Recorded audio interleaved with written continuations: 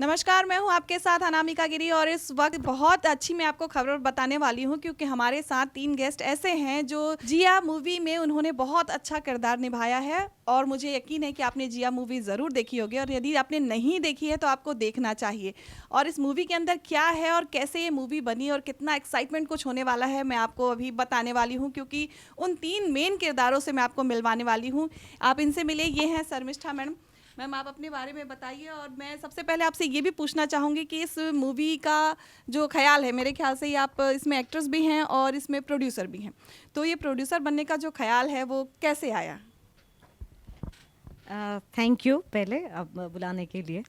और प्रोड्यूसर बनने का कुछ इरादा मेरा था नहीं। एक्चुअली एक किरदार करना चाहती थी, तो मेरे हिसाब से जो मुझे अच्छा लगता था मैं सोच रही थी कि ऐसा कुछ करूं। तो इसीलिए मैंने सोचा इस स्क्रिप्ट के बारे में, कहानी के बारे में मैंने सोचा। तो ये सिंगल मदर के बारे में है ये फिल्म। तो सिंगल मदर बहुत है मेरे आसपास, उन लोगों का लाइफ का हर दिन जो कुछ होता रहता था सब कुछ पता चलता था। तो आई वाज थिंकिंग के इसी को लेके कुछ बनाऊं। उसके बाद आया ये प्रोडक्शन वाली बात। तो तब मैं सोच रही हूँ बनाऊं कैसे, स्क्रिप्ट तो हो गया, उसके बाद का क्या करें। तो ढूंढ रही थी कि प्रोड्यूसर मिल जाए, ऐसा कुछ हुआ नहीं। देन आई थॉट के खुद ही कर लेते हैं, इसलिए ऐसे ही हुआ। अब हम मिलेंगे इप्सिता मैडम से जिन्होंने इस फिल्म में अहम भूमिका भी निभाई है और ये सिंगर भी हैं। और सिंगर, अच्छी बात ये भी है कि इसमें शर्मिष्ठा मैम जिनसे अभी आप मिले वो भी सिंगर हैं। तो अब हम इप्सिता मैम के पास चलेंगे, उनसे जानेंगे इस फिल्म का एक्सपीरियंस और क्या कुछ आपने फिल्म में किया और आप इस फिल्म से कैसे जुड़ी, पहले तो आप ये बताइए। कैसे जुड़ी? रियल लाइफ में भी हम बहुत अच्छे फ्रेंड्स हैं, बहुत अच्छे दोस्त हैं। तो जब उसने स्क्रिप्ट लिखा था तभी उसने सोचा था मेरे लिए और रिकी के कैरेक्टर के लिए भी। तो उस हिसाब से शुरुआत हुई। और एक्सपीरियंस के बारे में जो आप पूछ रहे हो वो तो बहुत ही अच्छा था। बहुत ही घरेलू माहौल था हमारा, मतलब even the director Kenny, we have worked with him earlier also. तो बहुत अच्छा एनवायरनमेंट में हमारा शूटिंग वगैरह हुआ और वैसे ही शुरुआत हो गई। अब हम मिलेंगे इस फिल्म के हीरो से, जो कि वाकई बहुत एक्साइटमेंट होता है हीरो और हीरोइन से मिलना किसी भी फिल्म के। तो ये रिकी शर्मा सर हैं और ये इनकी डेब्यू फिल्म है, ये इन्होंने इस फिल्म से शुरुआत की है। तो इनका एक्सपीरियंस जानना हमारे लिए और आपके लिए, दोनों के लिए बहुत ही मनोरंजन वाला होगा कि आपको इस फिल्म में कितना मजा आया ये किरदार करके और आपको ये फिल्म मिली कैसे, पहले तो ये बताइए।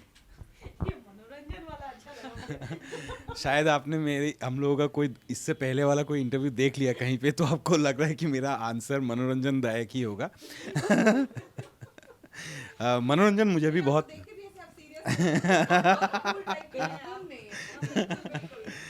तो नहीं, ज़िंदगी में हंसते रहना चाहिए, मैं मानता हूँ ये तो। बात यह है कि मैंने इसके पहले भी दूसरे इंटरव्यूज़ में कहा कि हम लोग जो ये काम कर रहे हैं, हम लोग लॉबी में बहुत विश्वास करते हैं। तो ये एक लॉबी है जो मतलब 2008-9 में ही बनी थी ये लॉबी। मेरी और शर्मिष्ठा की। हम लोग कोलीग्स थे नॉर्थ ईस्ट टेलीविज़न, जो कि मतलब नॉर्थ ईस्ट का सबसे पहला सैटेलाइट चैनल था, तभी से दोस्ती है। फिर ये अपने गायकी और संगीत के यात्रा को आगे बढ़ाने के लिए ये और अंबर दास जो इनके हस्बैंड हैं, ये दोनों मुंबई शिफ्ट हो गए। तो लेकिन बीच बीच में आते रहते थे, हम लोग मिलते रहते थे, जो भी है। फिर इनको लगा कि इनको एक अच्छा किरदार करना है। इन्होंने एक स्क्रिप्ट लिखी जो इन्होंने कहा अभी, और उसमें इन्होंने मुझे स्क्रिप्टिंग के समय ही इन्होंने कहा कि एक किरदार है जो आपके लिए मैंने सोच के रखा हुआ है, तुम्हारे लिए, आप तो बोलते नहीं हम लोग। तो तुम्हारे लिए सोच के रखा है। तो मैंने कहा ठीक है, and I took it a little lightly कि उसने तब सोचा नहीं था कि सच में मतलब जल्दी होने वाला है। उसको हाँ लगा बोला है बोल दिया। हाँ, क्योंकि असम में ये बहुत आम बात है कि कोई एक स्क्रिप्ट लिख के रुका हुआ है कि कब उसे प्रोड्यूसर मिलेगा और वो फिल्म शूटिंग कम करेंगे, फिर पोस्ट प्रोडक्शन, फिर प्रमोशन, और ये सब करके फाइनली थिएटर तक आने का जो ये सफ़र रहता है, ये बहुत लंबा हो जाता है कभी कभी। तो मैंने तो सोचा ठीक है, अभी तो स्क्रिप्ट लिख रहे हैं तो, लेकिन बहुत जल्दी जल्दी स्क्रिप्ट भी लिख लिया। ऊपर से डायरेक्टर इन्होंने ले लिया केनी बसुमतारी को, जो कि धीरे कुछ काम करते ही नहीं है। सुबह जल्दी उठते हैं, रात को जल्दी सोते हैं, और दिन भर के अंदर मतलब बहुत काम कर सकते हैं वो। मल्टीटास्किंग है वो, एडिटिंग करते हैं, उन्हें कैमरा वर्क भी आता है, उन्हें स्क्रिप्टिंग आता है, स्क्रीन प्ले आता है, वो खुद भी एक एक्टर हैं। तो फिर जब शूटिंग की डेट नज़दीक आ गई तो मेरे तो पसीने छूट गए, जो मतलब बहुत ही ऑब्वियस था। हाँ, तो फिर लेकिन केनी के साथ फिर हम लोग सब एक साथ बैठे and then we had a kind of a workshop बोल सकते हैं। मेरा ऑडिशन लिया गया तो उसमें मैं सफल हुआ, इसी वजह से मुझे रोल मिला और फिर मैंने एक्टिंग की। लेकिन फिल्म में मेरा किरदार ऐसा तो बिल्कुल नहीं है। फिल्म में किरदार दूसरा है। साधारणतर हम जिस तरह के लोग, हमारे दोस्त भी हम देखते रहते हैं जो एक कॉर्पोरेट लाइफ में काम कर रहे हैं और फिर अपना साधारण सा ज़िंदगी है, वैसा ही कोई लार्जर देन लाइफ कैरेक्टर नहीं है। लेकिन एक ट्विस्ट है, वो जिन लोगों ने देखा है उन्हें मालूम है, और जिन लोगों ने नहीं देखा है आप लोग जाइए और वो ट्विस्ट देखिए, क्या ट्विस्ट है उसमें। आप दोनों ही इनके बेस्ट फ्रेंड हैं, तो आप लोगों ने दोस्ती ज़्यादा निभाई है या पैसा भी लिया है? ये मैं बताऊं, पैसा देखा जाए तो मुझे देना चाहिए ना, तो सीधा उल्टा मुझे दे रही है। और शी डजंट वांट के ज़्यादा नहीं, इसने भी निभाया बहुत, लेकिन इसका क्या, ये she doesn't want me to कि मैं बताऊं, लेकिन क्या है ना, सच है तो बताना चाहिए मुझे। वही। पब्लिक आपसे जितना ज़्यादा फ्रेंड होगी, मतलब उसका आपने जो फिल्म बनाई है वो पब्लिक के लिए और पब्लिक के बीच में बनाई है, बिल्कुल मतलब ऐसा कोई अंतर नहीं है। बिल्कुल मैंने मूवी देखी है और उसमें जो आपका प्रोमो था वो मतलब उसने मुझे इंस्पायर किया कि मूवी देखनी चाहिए। बहुत अच्छा प्रोमो आप लोगों ने बनाया है। तो मैं आपको और अच्छी बात बता दूँ, ये कि मुझे एसएमएस नहीं आती है, हालांकि मुझे आनी चाहिए पर आती नहीं है। उस बावजूद उसके मुझे फिल्म की जो कहानी थी वो मेरे दिल तक पहुँची। तो जो आप लोग ज़मीनी स्तर से निकल के वो फिल्म बना रहे हैं और यहाँ के बिल्कुल आम नागरिक के लिए जो आप लोगों ने फिल्म बनाई है वो उनके दिल तक पहुँच गई है, तो ये बहुत ही अच्छी बात लगी मुझे। तो इसलिए मुझे ये लगता है कि आप जितना फ्रैंकली पब्लिक से बात करेंगे, जितना ज़्यादा पब्लिक आपको जानेंगे, उनको लगेगा कि हमारे बीच का कोई बंदा है और वो हमारे लिए कोई मैसेज दे रहा है, तो आपको ज़रूर देखेंगे। तो ये जो, और ये भी अच्छी बात है कि पब्लिक को भी पता चल रही होगी कि यदि ऐसे बेस्ट फ्रेंड हो जिनकी वजह से हमको करियर बनाने का मौका मिल रहा हो, तो दोस्ती भी लोगों को निभानी चाहिए। तो सर आप मीडिया में थे इससे पहले, तो मतलब लाइट कैमरा एक्शन आपको पहले से सुनने की आदत थी? मीडिया में जब मैं था, या मैं जो स्टेज एंकरिंग या दूसरे भी जो चैनल्स हैं उनके लिए फ्रीलांस एंकरिंग जो भी मैं करता हूँ, और एक्टिंग में, ये दो में सबसे बड़ा डिफरेंस ये है कि आपने अभी जब शुरुआत की तो आपने कैमरा में देख के शुरुआत की, तो मेरे को पिछले 15-17 सालों से इसकी आदत पड़ गई थी, कैमरा में देख के ही बोलना है जो भी बोलना है। इसमें एक्टिंग में ये कम्प्लीटली उल्टा है, कैमरा में देखना ही नहीं है। तो शुरू में सबसे पहले तो यही प्रॉब्लम होता था कि डायलॉग इधर बोल रहा है और मैं आंखें ऐसे जा रही है दूसरे तरफ, तो बट देन हाँ नहीं, but then that's one thing जो मुझे बहुत कॉन्शियसली उस चीज़ का ध्यान, शुरुआत में जब हम लोगों ने शूटिंग की शुरुआत की उस समय ये हुआ था। तो वही मीडिया का जर्नी नहीं, ये तो लेकिन बोलना पड़ेगा कि हाँ, क्योंकि मैंने मीडिया से शुरुआत की, कैमरे के सामने का जो एक डर होता है, संकोच होता है, वो सब एक तरह से वो गायब हो चुका था by the time I did my debut on for the feature film. और मीडिया का सफ़र भी बहुत ही अच्छा था, और अभी भी मैं बहुत सारे मीडिया हाउसेस के साथ काम करते रहता हूँ, बस कहीं पे मैं एम्प्लॉयड नहीं हूँ। एज ए फ्रीलांसर मैं अभी भी चैनल्स के लिए काम करते रहता हूँ। मैम ये बताइए कि जैसे हम लोग साउथ की मूवी देखते हैं, तो साउथ की मूवी हम इसलिए देख पाते हैं क्योंकि वो हिंदी में डब है। तो एसएमएस मूवी यदि कोई बहुत अच्छी है और आप वाकई लोगों तक मैसेज पहुंचाना चाहते हैं, तो मुझे ऐसा लगता है कि डबिंग पे भी थोड़ा ध्यान देना चाहिए, क्योंकि बहुत लोग ये सोच के नहीं देखते हैं कि हमारी लैंग्वेज की मूवी नहीं है और समझ में भी नहीं आती है। तो इसके बारे में आप लोग क्या सोच रहे हैं? यदि मैसेज पहुंचाना है वाकई तो डबिंग तो करना पड़ेगा, तो कुछ सोचा है आपने? तो रहता ही है इंग्लिश में, सबटाइटल तो रहता ही है। ऑन टॉप ऑफ दैट अभी सोच भी रही है कि दूसरे लैंग्वेजेस में करना है। पहले तो देखना पड़ता है कि चलेगा कि नहीं, अगर चलेगा ही नहीं तो लैंग्वेजेस में करके तो कोई फ़ायदा नहीं है। तो अभी शर्मिष्ठा सोच रही है कि धीरे से मतलब दूसरे लैंग्वेजेस में भी कर सकते हैं क्या, और वो ज़्यादा अच्छी तरह बता पाए। नहीं, सेम थिंग, अभी तो बहुत, अभी जस्ट रिलीज़ हुआ है तो it will take a little time, लेकिन अभी हम लोग सोच रहे हैं कि शायद बंगाली में शायद हम लोग डब करेंगे। हाँ, वो बात सही है, तो लार्जर ऑडियंस हमें मिलेंगे इस तरह। और आपकी तो क्या ही बात करूं मैडम, तो सिंगिंग इन्होंने इतनी अच्छी की है, प्रोमो में भी इनका मतलब सिंगिंग मैंने देखा। तो अभी जैसे मैं इनसे मिली, वो एक्टर इतनी अच्छी हैं और बाय गॉड मतलब हम लोग के बीच में से ही हैं हम, और बिल्कुल लग नहीं रहा है कि वो एक्टर वाला बिल्कुल कि मैं एक्टर हूँ, ये हूँ, मैं हूँ, एक्ट्रेस हूँ, ऐसा कुछ नहीं है। बहुत ही कूल टाइप के हैं सभी, मैं सभी से मिली, सब लोग बहुत कूल टाइप के हैं। तो फिल्म बनाने के लिए जो आपने इतना सीरियस टॉपिक चुना, और जो मैं आपका बिहेवियर देख रही हूँ बिल्कुल कूल, तो उसको मैनेज करना कैसे मतलब पॉसिबल रहा कि जैसे आप लोग हम लोग कूल हैं, तो सीरियस होना थोड़ा मुश्किल होता है। यदि कोई बंदा सीरियस है तो उसको ऐसा कूल रोल मिल जाए फंकी वाला, तो वो करना उसके लिए मुश्किल होता है। तो आप तीनों से मैं पूछना चाहूँगी कि आप लोग के लिए ये रोल कितना इजी रहा या कितना टफ रहा? नहीं, एक्चुअली अभी हम लोग ऐसे हैं, लेकिन सेट के टाइम पे उस मोमेंट में वो तो हम लोग अलग ही कुछ हो जाते हैं। और इस बारे में बताऊं, इप्सिता का जो रोल है, तो नॉर्मल लाइफ में आपने देखा ही होगा वो कैसे वो बात करती है, कैसे she is very polite, soft spoken. और जो कैरेक्टर है इप्सिता का वो थोड़ा नटखट जैसा है। रियल लाइफ में मैं ऐसी हूँ, हाँ ऑपोजिट है। वो मैंने जानबूझ के मैंने किया था कि उसका कैरेक्टर ऐसा कर दूँ। तो शी इज़ माई फ्रेंड वो फिल्म में, और उसका वो नटखट जैसा थोड़ा है, लेकिन वो इतना अच्छे से उसने निभाया ना। अभी मैं बोलती हूँ एक्चुअल में तुम वो हो, ये तुम्हारा मुखौटा है। अभी मैं उसको मैं बोलती हूँ एक्चुअली ये नकली है, वो एक्चुअली असलियत में इतना अच्छे से उसने निभाया। और सेम विथ रिकी और विथ मी ऑल्सो। और मेरा क्या है, जो स्क्रिप्ट में मैंने लिखा है, तो actually I have levied that may be वो स्टोरी, तो वो करते वक्त हम लोग थोड़ा अलग ही हो जाते हैं। और ऐसा बहुत इंसिडेंट्स हुआ है, मतलब ड्यूरिंग शूट हम दोनों का मतलब हालत ख़राब हो गया रोते रोते। मतलब it was not difficult, it was easy. मेरे लिए थोड़ा टफ था, एज शी सेड, कुछ मुझे करना पड़ा। मैं तो स्क्रिप्ट लेके इसके पीछे पीछे भागती थी, ये खाना बनाएगी, मैं बोल बोल के प्रैक्टिस करती थी इसके घर जाके। तो वो सब भी हुआ। और एज शी सेड, हमें इतना प्रॉब्लम भी नहीं हुआ being a single mother my self.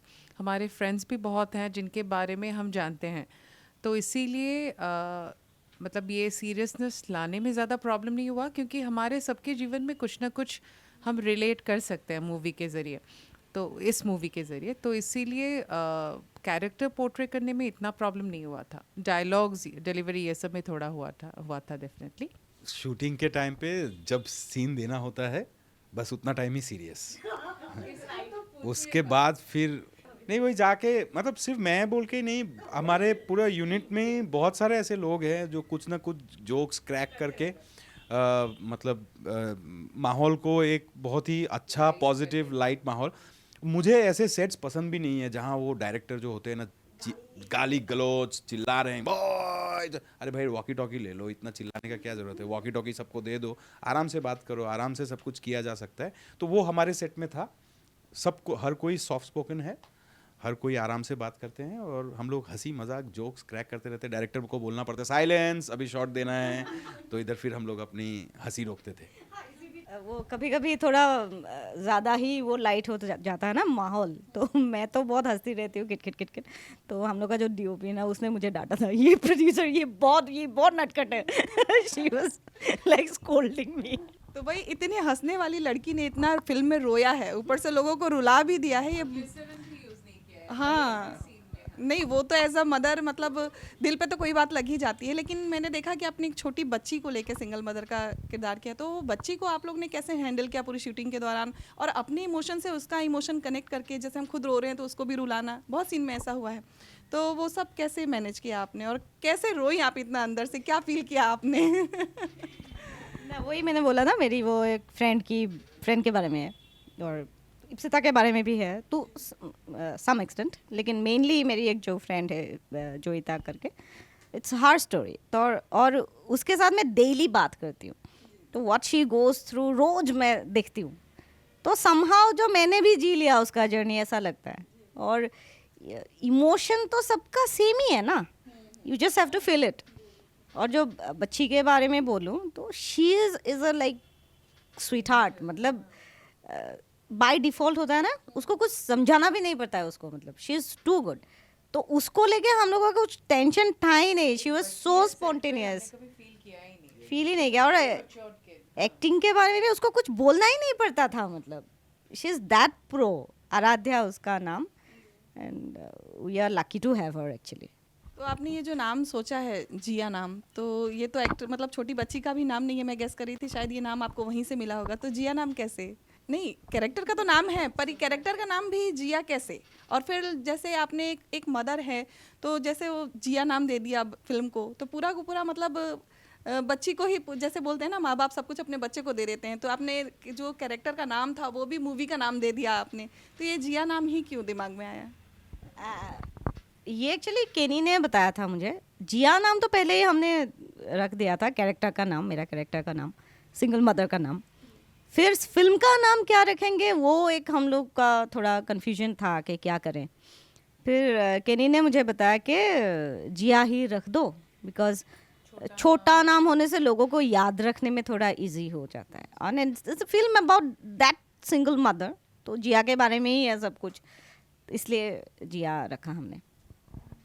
और ये मतलब बाकी फिल्मों से हटके है ये फिल्म जिया, जिसमें मसाला नहीं है, कुछ ऐसा ग्लैमर वाला नहीं है, मतलब एकदम स्टोरी है, और स्टोरी को ही आप लोग ने फिल्म में दिखाया है जो कि रियल स्टोरी है। रिस्क लिया आपने एक तरह से, तो आप लोग अभी तक क्या देखते आए हैं कि असम की जनता जो है वो क्या पसंद करती है फिल्मों में, और फिर ये फिल्म उस हिसाब से था या नहीं? तो ये इतना बड़ा रिस्क जो आपने लिया वो क्या सोच के लिया, क्या उम्मीद है मतलब आपको इस फिल्म से, और कितनी उम्मीदें आपकी पूरी हुई और कितनी होनी बाकी है? Masala film, commercial film, art film, parallel cinema, मेरे हिसाब से ये सब कुछ नहीं होता। मेरे हिसाब से अच्छी फिल्म होती है और बेकार फिल्म होती है। तो और अगर हम फिल्म के बारे में बात करें तो सबसे ज़रूरी चीज़ तो स्टोरी। हम सब मानते हैं ये बात कि फिल्म की अगर स्टोरी अच्छी ना हो तो फिर जाके क्या देखे, मतलब एक समय था इंडियन फिल्म इंडस्ट्री में वही हीरो हीरोइन, हीरो अमीर, हीरो गरीब, लड़की अमीर, और फिर वो शादी नहीं होती है, विलेन होता है, ये फॉर्मूला बहुत दिनों तक चला। फिर जब शोले हिट हो गई तो शोले जैसी डाकू वाली फिल्में, डाकू डकैत एंड ऑल ऑफ दैट, इस तरह की फिल्में चली।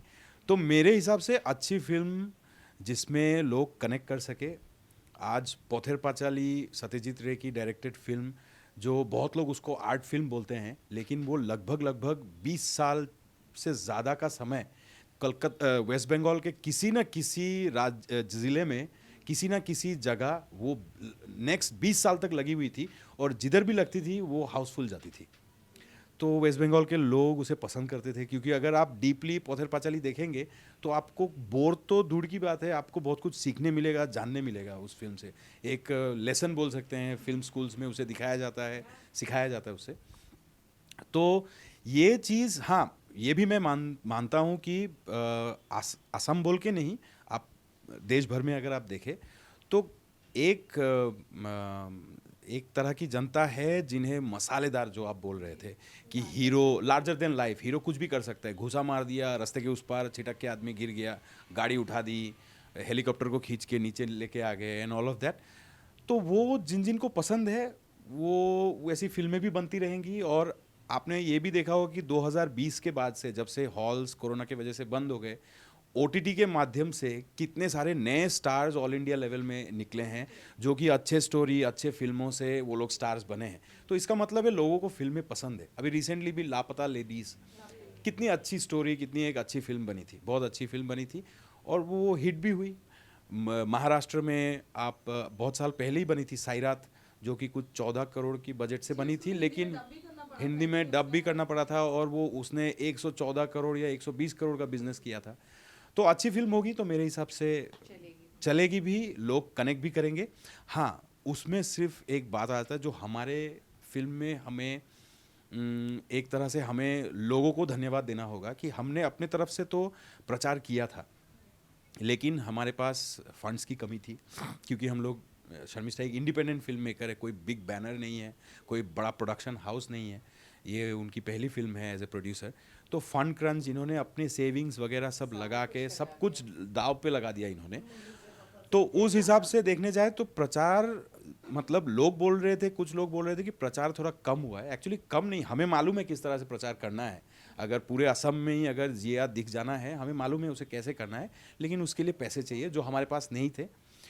लेकिन फिर हमें लोगों का धन्यवाद देना होगा, जो भी थिएटर जा रहे हैं वो लोग रिटर्न आके, उन किसी ने उनको बाइंड नहीं किया कि आप पोस्ट करो, ये करो, किसी ने बोला भी नहीं, लेकिन लोग खुद आके घर में बैठ के आराम से वो लोग पोस्ट कर रहे हैं, डिटेल रिव्यूज़ लिख रहे हैं। दे आर स्प्रेडिंग द, उस तरह से बात फैली है। और क्योंकि एक अच्छी फिल्म लोगों को लगी है, इसीलिए शायद उन लोगों ने आके इस तरह से ऑनेस्टली एक्सप्रेस किया, और वो हम लोग के काम में आया, और हमारी फिल्म ने धीरे धीरे पिकअप लिया है, और मुझे लगता है ये पिकअप चलता रहेगा। ये जिस जोश के साथ आप लोगों ने काम किया और जितना एफर्ट लगाया है, और मतलब सब चीज़ दाव पे लगा दिया, पैसा से लेके सब चीज़, तो मतलब फिल्म में जो है बहुत अच्छा काम किया है और ऑडियंस को अपने तक कनेक्ट भी किया है। मैंने भी इसके फीडबैक देखे बहुत अच्छे।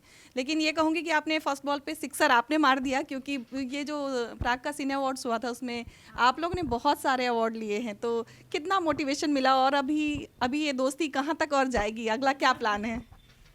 हाँ, वो एक पहली बात थी, मतलब बहुत ज़्यादा मोटिवेशन मिला हमें, बिकॉज पहले तो मैं भेजना नहीं चाहती थी। मतलब आई वाज थिंकिंग कि इतने बड़े बड़े फिल्म्स हैं, हम लोगों को कहाँ क्या क्या फ़ायदा होगा भेज के। देन केनी ने बोला कि भेज दो, फिर हमने भेज दिया। फिर वो उन लोगों ने वो शीट भेजा जो मतलब नॉमिनेशंस का। Then I was looking at it, मतलब फर्स्ट वाला में था, सेकेंड, थर्ड, फोर्थ, मतलब हर जगह जिया जिया जिया, हमसे हो क्या रहा है ये सब। Then 16 nominations. आप लोग की किसने मुझे वो शीट भेजा, आप ऑनेस्टली विश्वास नहीं करेंगे, मैंने इतना खोल के बस एक दो देखा, फिर ये सोच रही है मैं फ़ोन क्यों नहीं कर रही उसको। मुझे लगा, मतलब मुझे इतनी बड़ी बात लगा नहीं, मैंने सोचा एक दो कहीं 16 नॉमिनेशन मिले, मैंने तो सोचा भी नहीं था। फिर बाद में इसने जब बात की फिर मुझे पता चला, फिर मैंने खोल के देखा। I was like shouting at her, मतलब क्या हुआ, कुछ रिएक्शन ही नहीं है तुम्हारा, क्या है। देन उसके बाद उसको पता चला कि 16 नॉमिनेशंस, फिर हमें 4 अवार्ड्स मिले, और सबसे बड़ी बात कि बेस्ट फिल्म मिल गया। और हाँ, इतने सारे फिल्म्स, वो बिग बजट फिल्म्स थे, उसके बीच में से हम लोगों को बेस्ट फिल्म मिल गया, तो ये तो बहुत ही बड़ी बात है। सर आप बताइए, आपने तो पहली फिल्म में ही बेस्ट एक्टर का अवार्ड ले लिया। बिल्कुल, मेरे लिए बड़ी बात है कि पहली फिल्म में मुझे नॉमिनेट किया गया एज अ बेस्ट एक्टर, और मैं इसका श्रेय ज़्यादातर मैं खुद नहीं लेना चाहूँगा, मैं श्रेय देना चाहूँगा शर्मिष्ठा को, केनी को, और हमारे जो ये पूरी टीम है उनको देना चाहूँगा, क्योंकि इन्होंने मुझे मोटिवेट किया कि मेरे से होगा, मैं कर पाऊँगा।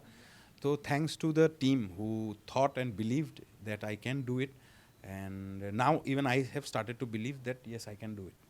ये बहुत बड़ी बात होती है सर, जो आपकी जो फिल्म इंडस्ट्री है उसमें एक नया हीरो भी मिल गया, सिर्फ ये यहाँ के लिए, तो और भी लोग आपको ज़रूर से मतलब ट्राई करेंगे। और मैडम का तो क्या ही कहना, मैडम तो मतलब पूरी इस तरह से फिल्म में डूब जाती हैं जैसे ये उनकी कहानी है, और इस तरह से उनका मतलब कनेक्शन था फिल्म में। मैं तो कहूँगी कि यदि अभी भी आपने फिल्म नहीं देखी है तो एक बार ज़रूर देखिए और फीडबैक ज़रूर दीजिए, अच्छा या बुरा फीडबैक होता है। यदि आपने कुछ बुरा भी लिखा या कुछ कमी भी लिखी तो सब लोग सुधारने की कोशिश करते हैं। वाकई हम अपने पेज पे भी कुछ डालते हैं तो कमियों पे ज़्यादा ध्यान देते हैं कि क्या कमियां रहेंगी जिसको सुधार किया जाए। तो अब अगली प्लानिंग के बारे में क्या सोच रहे हैं, या कब तक सोच रहे हैं? तो अभी जिया का देखते हैं क्या हाल होता है, लेकिन उसके बाद तो बिल्कुल करेंगे, फॉर श्योर करेंगे। हाँ, जिया इज स्टिल रनिंग,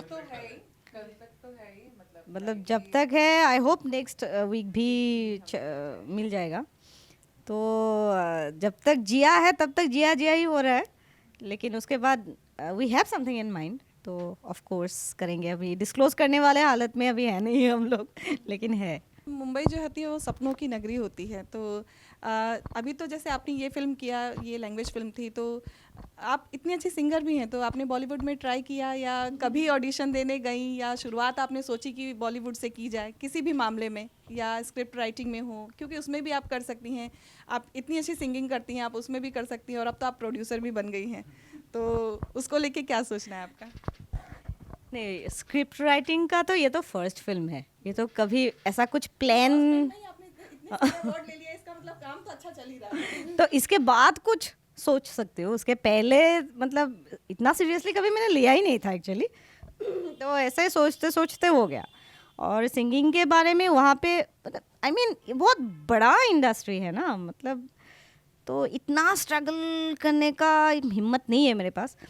और किया है, कुछ गाने भी गाए हैं, मतलब जिंगल्स वगैरह बहुत कुछ गाए हैं, लेकिन इतना मेंशन करने लायक है नहीं जितना किया है। और वहाँ पे मैं मोस्टली वॉइस ओवर करती हूँ, तो वॉइस ओवर का जो कुछ मिल रहा है कर रही हूँ एक्चुअली, तो बहुत ज़्यादा कुछ प्लान करके कभी किया ही नहीं है कुछ, देखते हैं बाद में क्या होता है। मैम आप इतनी गुड लुकिंग हैं, सब कुछ है, नहीं एक्चुअली वो मर जाएगी अभी। सच में आपने एक्टर के लिए कभी ट्राई किया, मेन लीड के लिए कभी आपने सोचा कि आप भी मुंबई जाके, फ्रेंड वहाँ रह ही रही है तो एक बार कभी ट्राई करूँ या कुछ? एक्चुअली मुंबई में किया था हम लोगों ने, कॉलर्स में कोड रेड तलाश करके एक था, वहाँ पे एक एपिसोड में मैंने किया था, एक एपिसोड में सिता ने किया था वहाँ पे। सावधान इंडिया के लिए भी कॉल आया था 3-4 एपिसोड्स के लिए, लेकिन मेरे पिताजी बहुत बीमार थे यहाँ पे, he was in the ICU, तो उसके बाद जा नहीं पाई। शॉर्ट स्टेंट के लिए थी वहाँ पे मैं, साल भर के लिए, तब भी मैं ट्रैवल कर रही थी। लेकिन हमने मुंबई एडोमीडिया प्रोडक्शंस में भी, केनी का ही था, तो उसमें भी 2 फिल्म में मैंने किया है। तो छोटा छोटा वैसे वॉइस ओवर करती थी वहाँ पे, तो बहुत रेगुलरली जब थी। को अपकमिंग कोई फिल्म मिले एज अ उसमें लीड एक्ट्रेस के लिए तो आप ट्राई करेंगी? नहीं करेगी तो मार मिलेगा ना। पहले इनको दिखाऊंगी स्क्रिप्ट वगैरह, ये लोग बोलते कर सकते। मतलब बढ़िया बिल्कुल बिल्कुल। और सर, आप जो मीडिया में आए हैं, आपको क्या लाइन बेस्ट लगा? क्योंकि स्ट्रगल हर जगह है, मीडिया में भी था, यहाँ भी है। आपको ये फिल्म लाइन कैसी लगी? इसका एक्सपीरियंस बताइए। एक्चुअली मैं कहूँ, मैंने स्ट्रगल कहीं नहीं किया, हर जगह मुझे धकेल के डाला गया गलती। मैं टचवुड तो पहले मैंने पढ़ाई की थी कॉमर्स की, मुझे जाना था बाहर, मतलब इच्छा तो ये थी कि इंडिया के ही बाहर चला जाऊं, कहीं बाहर पढ़ाई वढ़ाई करने के लिए, बट घर की फाइनेंशियल कंडीशन ऐसी थी नहीं कि मैं बाहर जा सकूं। तो उसके बाद मैंने सोचा नहीं जा सकते तो अभी उसका दुख करके सारा ज़िंदगी फ़ायदा तो है नहीं, तो इधर जो भी है वही करते हैं। तो फिर मैं कुछ 2-4 ग्रेजुएशन के बाद, आप विश्वास नहीं करेंगे, मैंने चश्मे का बिजनेस किया था।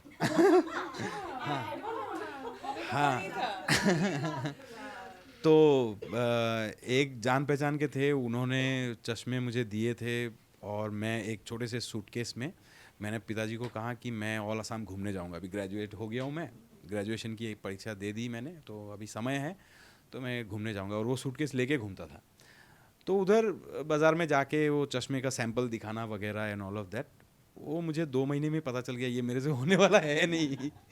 तो फिर मैं वापस आया, फिर मैंने पिताजी को कहा कि मैंने पेपर में देखा है मास कॉम का एक कोर्स है, वो भी कॉटन कॉलेज में, तो मुझे उसमें जाना है, और उसका क्लासेस शुरू होता था शाम को 3 बजे से।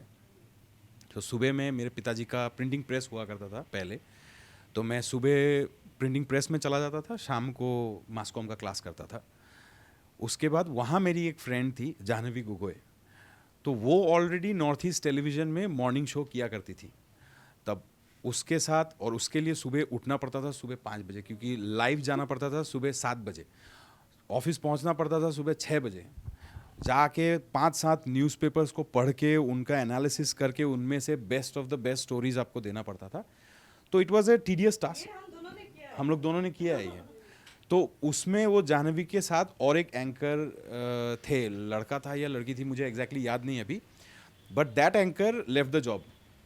तो जाह्नवी को 1 महीने लगातार वो मॉर्निंग शो करना पड़ रहा था, तो शी स्टार्टेड, मतलब लिटरली, रिकी तो प्लीज़ ये टू कॉर ना, तो पारी भी, एंड आई वाज लाइक नहीं, मेरे से ये सब नहीं होगा, मैं कैमरा के पीछे का काम देखूंगा बाद में, अभी नहीं, मैंने सोचा भी नहीं है। But she literally pushed me into it, and I went in, did 1 show which was a pathetic show, लेकिन उसके बाद से फिर करते चला गया और फिर हो गया। नहीं, घर के लोग को तो बहुत पसंद हाँ, आया घर था। के लोगों को पसंद आया था, मतलब देरगांव मेरा जो नेटिव प्लेस है, तो मैंने शो अच्छा नहीं किया था, मैं ऐसे लेग ऐसे शेक कर रहा था, लिप स्मैक कर रहा था ऑन कैमरा, क्योंकि वहाँ पे बहुत लाइट्स होते हैं एंड ऑल ऑफ दैट। तो लेकिन मैंने पहले, मतलब जैसे क्रिकेट में होता है ना कि आपको डेब्यू मिला इंडिया के लिए और आपने पहले गेम में जाके आपने डक मार दिया, 100 तो दूर की बात है, 20-30 रन भी नहीं बनाए, डक सीधा। तो मुझे लगा मेरा जर्नी यहीं पे ख़त्म, अच्छा ही हुआ, इन लोगों को मेरा काम भी पसंद नहीं आएगा, तो I was going home a little sad, but तो then I got a call from my native place, जहाँ मेरे 40-50 लोग टीवी के सामने बैठ के वो लोग देख रहे थे मुझे, क्योंकि हमारे पूरे ख़ानदान में आज तक कोई ऐसे टीवी में नहीं निकला था। टीवी में किसी ने काम नहीं किया था, तो they were so happy, and I could hear, जब उन्होंने फ़ोन किया, एवरीवन वाज क्लैपिंग, तो that made me really emotional, and I thought नहीं, करना पड़ेगा कुछ, तो इतने लोग मेरे ऊपर विश्वास कर रहे हैं कि मेरे से हो सकता है, तो मुझे भी अपने आप पर थोड़ा सा विश्वास लाना चाहिए कि मैं कर सकता हूँ। बस तो उसी तरह से जर्नी चलती गई, और वही मैंने आपको एक्टिंग का भी बताया, वॉइस ओवर भी, एंकरिंग का जो स्टेज एंकरिंग का जो सीन था, तो अंबर दास का मैंने इंटरव्यू लिया एक दिन, इनके हस्बैंड जो कि असम के नामी म्यूजिशियन है और वो मल्टीपल इंस्ट्रूमेंट्स, वो जिया के म्यूज़िक डायरेक्टर भी है, मल्टीपल इंस्ट्रूमेंट्स प्ले करते हैं। तो उनका मैंने इंटरव्यू लिया, तो मैंने जब उनका इंटरव्यू लिया तो उन्हें मेरा काम पसंद आया। तो उनका कोई शो था जिसमें उन्होंने मुझे बुलाया स्टेज एंकरिंग करने के लिए। मेरी तो फट गई कि अभी स्टेज में कैसे करूँगा, अभी यहाँ तो 2-3 लोग हैं, अब उधर स्टेज में तो आगे 2000 लोग भी हो सकते हैं। बट देन उन्होंने कहा कि नहीं नहीं तुम सकोगे। तो देन वो स्टेज एंकरिंग भी उसी तरह से 2007-8 में शुरू किया, और फिर तो स्टेज एंकरिंग पीएम सीएम मतलब बहुत बड़े बड़े यहाँ के फिर बाद में शोज़ किए। So thanks to all the people who believed in me rather than me believing in myself. तो that has always been the case. तो उसके लिए वॉइस बहुत अच्छे रेडियो जॉकी भी बन सकते हैं इसमें भी आपको, हाँ बिल्कुल, आपका जो वॉइस है वो रेडियो जॉकी के हिसाब से बिल्कुल सूट कर रहा है। अच्छा ये बताइए, आप जो आपने इतनी अच्छी जो स्टोरी लिखी है जो सिंगल मदर के ऊपर है, आपको ये लिखने का शौक कब से जागा? कि सब लोग ऐसा बस सोचते हैं, ऐसा प्रॉपर कोई लिख नहीं पाता है, तो आपको ये कहाँ से मतलब लिखने का शौक जागा? ये लिखने का शौक नहीं था, एक कैरेक्टर करने के लिए शौक था। तो उसी को लेके मतलब आई वाज थिंकिंग मतलब मुझे करना है, और कोई मेरे लिए क्यों करके देगा, चलो खुद ही कर लेती हूँ। देन आई हैड केनी का जो पहले का जो स्क्रिप्ट्स था वो मेरे पास था, तो फिर केनी के स्क्रिप्ट्स निकाले मैंने, तो देख रही थी कैसे कैसे कैसे करता है, क्या करता है। और पहले भी फिल्में कर चुकी हूँ, मैं एक्टिंग कर चुकी हूँ, तो थोड़ा बहुत आइडिया था, तो वो स्क्रिप्ट्स निकाले। देन स्टोरी का जो था वो तो ऑलरेडी दिमाग में था ही क्या करना है, और फ्लो में एक्चुअली निकल जाता है, ये क्या इसके बाद ऐसा होगा, इसके बाद ऐसा ऑटोमेटिक निकल जाता है। और मेरा ऐसा था ना, 10 पेज हुआ, एक फिर इसको भेजती थी, और मेरी एक और फ्रेंड है मुंबई में कृष्णा करके। एक चीज़ बहुत अच्छा है, जो करने का ठान लेती है वो करके छोड़ती है। किसी भी चीज़ को अगर इसको है कि ये मुझे करना है तो उसे करना है, नो मैटर हाउ, बट उसे करना है बस। तो अभी ठान ले, ये 100 करोड़ का अपना नेटवर्थ बनाना है, ये एक बार ठान ले अभी ये, बस हम यही चाहते हैं ना, हाँ? बस हमें से वहाँ से 10-10 करोड़ मिल जाए 10 करोड़ मुझे, 10 करोड़ इप्सिता को, बाकी 80 करोड़ इसके, बाकी तो 80 करोड़ में से तो 10-20 करोड़ मोदी लेके चले जाएंगे फिर उसमें से घी शक्कर और क्या डालूं और एक्चुअली मैं इतना, वही मैं बोल रही थी, इतना प्लान्ड पर्सन मैं हूँ नहीं, इतना ज़्यादा सोच के मैं कुछ करती नहीं हूँ। ये कर लिया, अगर ऐसा किया तो फिल्म चलेगा नहीं, ये नहीं होगा, वो नहीं होगा, इतना सोचना ही नहीं है मुझे। करना है, बस करना है, दिल का सुनना है। मतलब जिंदा दिली अभी भी आपकी जिंदा है? पूरा पूरा पूरा पूरा पूरा पूरा है इतना सोचूंगी ना तो होगा ही नहीं कुछ, तो बाद में जो होगा वो कैसे पता है मुझे, अभी क्यों देखना है। और मुझे लगता है कि जो भी तुम ऑनेस्टली कुछ करते हो ना, तो लोग कनेक्ट करते हैं कहीं ना कहीं, एंड दैट्स व्हाट मैटर्स। हम लोग का बिजनेस का अलग बात है, खराब भी लगता है, देखो मतलब मेहनत का पैसा है वो ऐसा नहीं है लेकिन लेकिन लोगों मतलब लोगों का जो रिव्यूज मिल रहे हैं।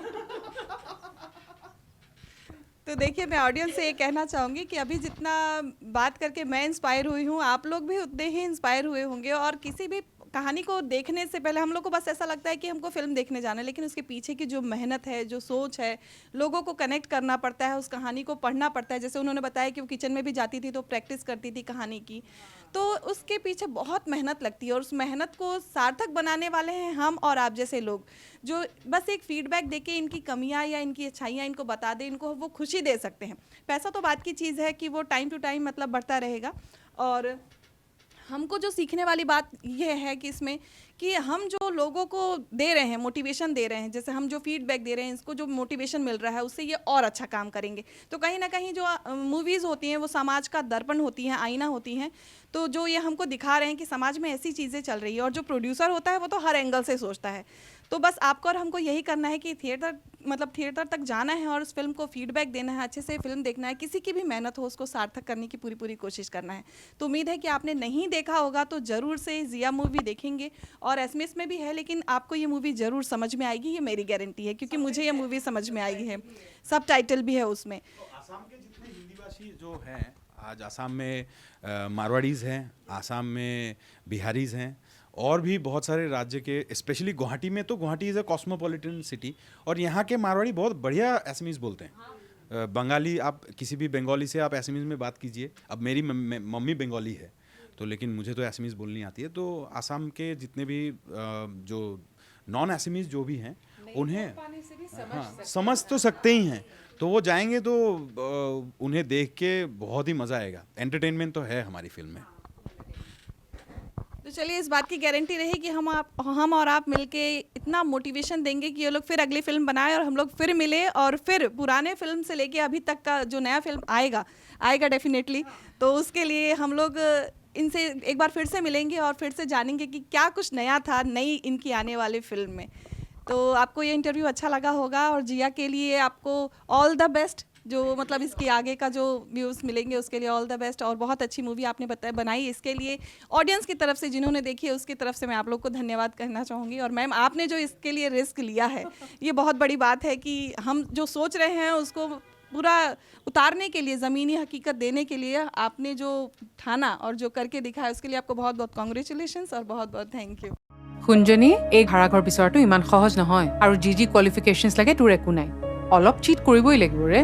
আৰু হাজবেণ্ডক যেতিয়া নেদেখি পেলাই সুধিব তেতিয়া কি বুলি ক'ম? তোমাৰ ফেমিলিত কোন কোন আছে? মই আৰু মোৰ ছোৱালীজনী। আচ্ছা, মানে হাজবেণ্ড বাহিৰত থাকে নেকি? তেনেকুৱা ঠিক নহয়। এই সেন্দুৰ চেন্দুৰ একো নলয়, গিৰিয়েক ঢুকালে নি?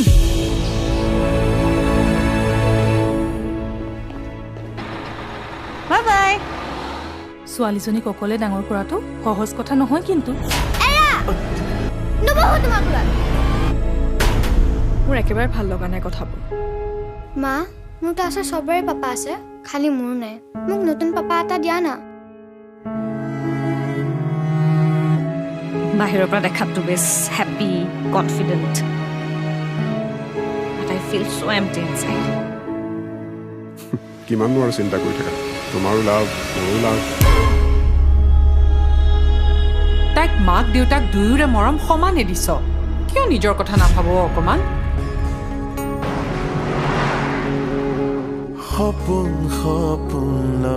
She's my best friend Jia.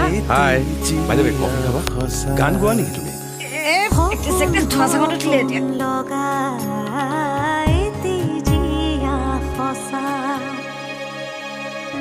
তালি এখন হাতেৰে নাবাজে। সংসাৰখন বচাব নোৱাৰিলি যেতিয়া কথা শুনিবই লাগিব। আমাৰ পেট্ৰিকেল ছ'চাইটিত এইবোৰ চলিয়ে থাকিব। আৰু এতিয়া অলপ প্ৰেক্টিকেল হ'বলৈ ট্ৰাই কৰ। মানুহ ইমান প্ৰেক্টিকেল কেনেকৈ হ'ব পাৰে? মানে নিজৰ জীয়েককে জোঁৱাইকটো বেছি হ'ব। চুবাইছা আৰু তোমালোকে গম পাবা ছিংগল মাদাৰ হোৱাটো কিমান কষ্টকৰ।